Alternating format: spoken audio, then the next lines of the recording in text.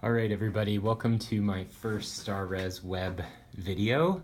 I am sorry that I could not be there to attend the amazing meeting today, but I have prepared a gem for you.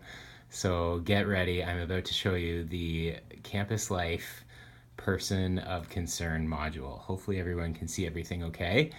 I'm going to walk through some features of this module for you, and you'll notice right away that we have our incident description on the column up here. I don't know what you call it, but I did find out that you can customize each of these, the order of these and how kind of long each one is.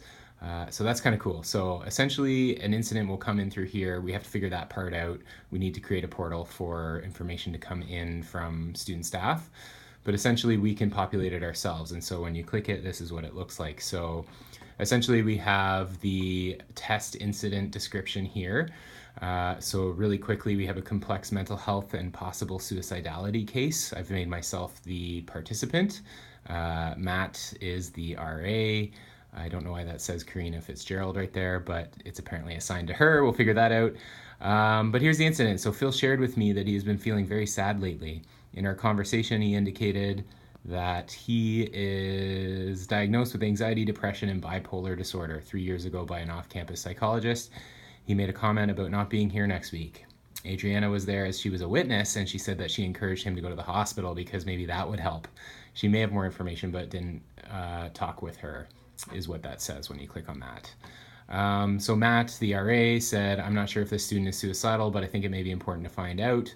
Maybe I should have asked, which is a comment that he shared with the RLC.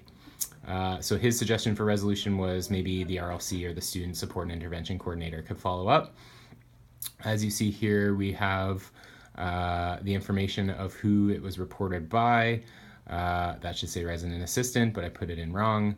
And then we have the participants here. So I've created participants, person of concern, Res Life staff member, witness, and there might be a couple others. So that's the general info that'll come in at the beginning. Oh, I actually noticed my workflow is off here. Rats. Okay, well, when you first come in, you see a workflow and it'll come in as review status. So you're kind of in that reviewing of information stage. And then when you're ready and you've kind of done that, you click this button, which moves the workflow forward. It'll ask you a couple questions about why you want to move it forward. And so you'd say something like, I'm moving it forward to the RLC so that they can follow up, or the Student Support and Intervention Coordinator, which would be an on-campus resource. And then you can see it following along here. And so then we would have an action plan that's created, and then we would close it. So you can see the workflow history here. So it went from the review to the follow-up stage. And so this is kind of nice because you can kind of track where it's gone. So you can kind of go back in a student's history and see like what the workflow for each particular incident has been, and the comments that are available for those staff members that are receiving it along the way. So initially it was, hi Phil, can you follow up with this student as they have some complex mental health concerns?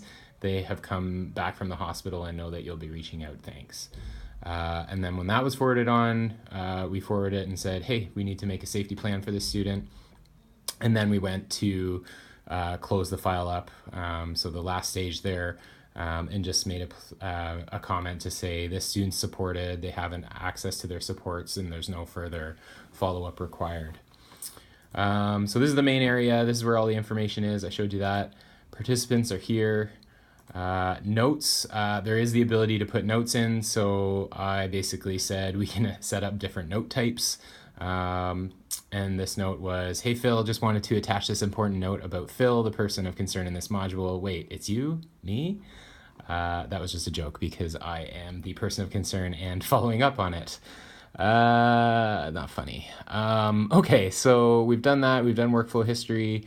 Attachments, there's a nice area here where you can attach files. All the stuff you'll do over here. So obviously new attachment, you'd click here and then you'd attach it, new note, new participant, new task. So yeah, obviously then you can click on the attachments, and I've got a dual screen here.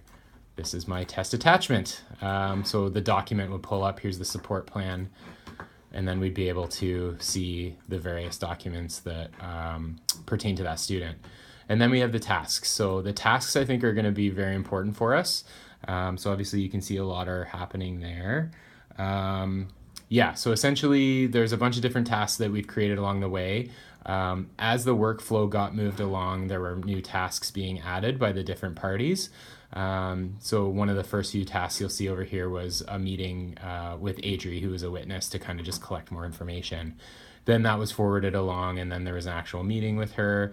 The return from the hospital happened initially, but then it got forwarded on to the student support coordinator. They did some support plan development. We made referrals to counseling, and that actually was completed. And then the other thing that we've done is we've set a future check-in date. So it's got built-in reminders. Each of the screens, when you go into them to edit them, look like this. But yeah, the description, future check-ins there. We've got the date of when that actually should happen and a reminder set as well. So obviously that status is in progress. And that's just a way for the RLCs to be continually reminded, hey, I need to circle back and check in with that student. I think that's the nuts and bolts of it. I think the next steps will be that we want to make sure we've got all the possible tasks in there, that we have figured out. Yeah, like, are we making referrals to like counseling, to accessible learning services, to Aboriginal Resource Center? We're probably going to want to add all of those tasks, and we're probably going to want to yeah, just make sure we kind of suss out the different steps and that they are kind of flowing the way that we want them to. You can assign it to predetermined people, which is why I think that's there for Karina. But you can also have like drop-down selection choices as well, which is probably what we'll default to. So we'll want to set that up and make sure that that's all consistent. Yeah, I hope everyone's enjoyed my first StarRez web video. I hope you're having a great day, and I can't wait to hear about how this went when I return. Have a great weekend, everyone. Bye.